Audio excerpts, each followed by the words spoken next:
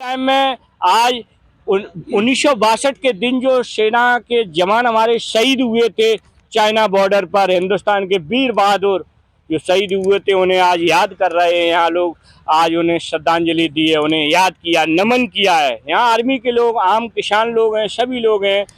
आज रेजांगला एसोसिएशन इटावा भारत 3 युद्ध 1962 के बारे में मैं पूछूंगा। मेरे पास आज सर हैं, आर्मी से रहे, सेवानिवृत्त हैं, देश की सेवा की है। सर, देश के सामने रखें उसके जो घटना हुई थी उस टाइम हमारे जवानों ने चीन से लुआ लिया था, कुछ थोड़े जवानों ने पूरी चीन की सेना को पीछे हटा दिया था, उसके विषय में सर।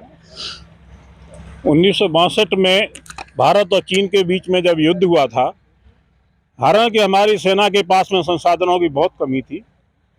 यहाँ तक कि पीटी सूज के बीच में, जहाँ हमारे पास में बर्फ वाले जूते भी नहीं थे, उस परिस्थितियों में भी कुमायूं रेजिमेंट की 13 बटालियन सी कंपनी के 120 जवान, जिसमें से ज़्यादातर अहीर थे, 117 अहीर थे, और सरदार मेजर शैतान सिंह की अगुवाई में तैनात थे।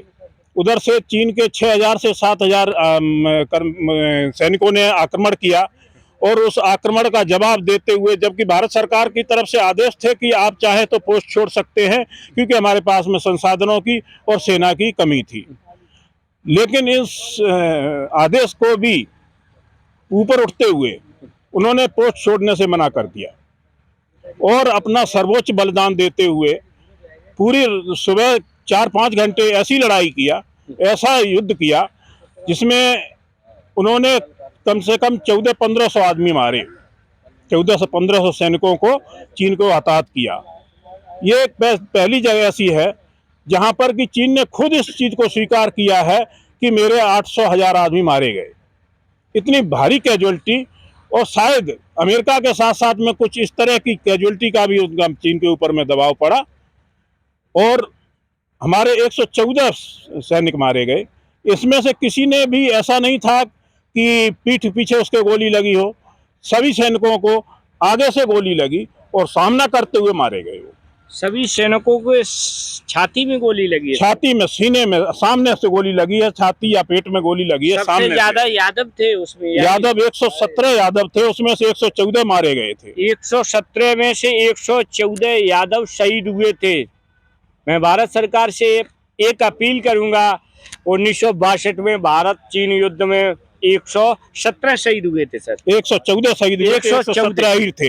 मैं भारत सरकार से एक ही अपील करूंगा कि ये जो अहीर रेजिमेंट की जो आवाज पूरे देश में उठ रही है, भारत सरकार इन लोगों की बातों पर ध्यान दें, अहीर रेजिमेंट की घोषणा करें। अहीर रेजिमेंट सेना में होना बहुत जरूरी है, क्योंकि 114 जो शहीद हुए थे सेना के जवान, हमारे वीर सपूत, उन्होंने सभी ने सीनों पे गोली खाई थी। ये इतिहास गवाह है। ये सभी लोग सेना के जवान हैं। यहाँ समाज से भी बड़े बड़े शिक्षा जगत से जुड़े हुए लोग, आज यहाँ इन लोगों को याद किया गया है। और मैं ये भी कहूँगा सर, जो देश के लिए तैयारी कर रहे युवा लड़के, उनके लिए क्या कहोगे? देश सेवा के लिए कैसे तैयारी करें? देश सेवा के लिए अभी मैंने उदाहरण दिया था जसवंत सिंह का, और ये अहीर धाम जो बनाया है रजांगला में, उसको भी दिया है कि आप देश के लिए अपनी कुर्बानी दीजिए, समाज के लिए अपनी कुर्बानी दीजिए। आपकी कुर्बानी व्यर्थ नहीं जाएगी। आप किसको कहीं ना कहीं समाज और सरकार और सभी उसको नामित करते हैं। रक्षा मंत्रालय, डिफेंस मंत्रालय, क्या कहोगे? रक्षा मंत्रालय से अहीर रेजिमेंट बनना चाहिए, कैसे मांग रखते हो सर?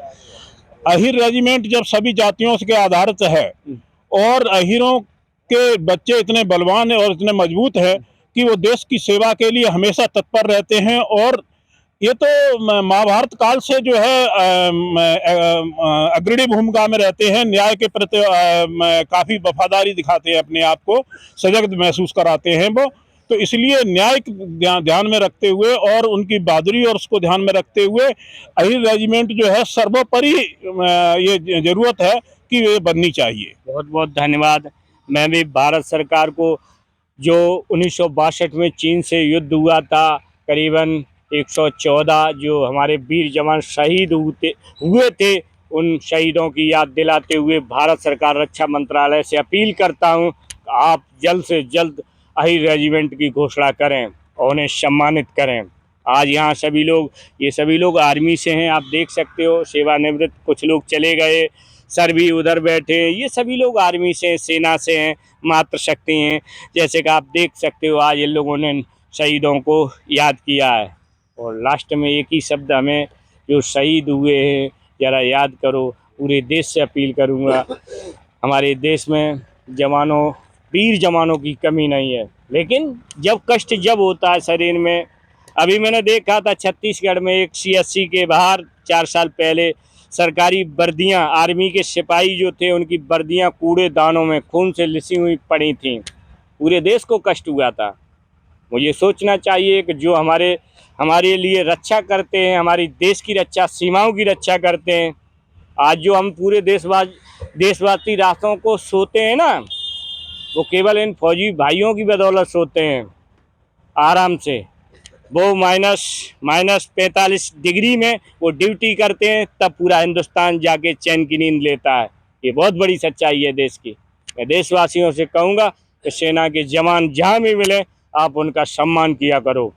बहुत बहुत धन्यवाद। इसी के साथ मैं कपिल यादव, MBM News 24, इटावा, उत्तर प्रदेश।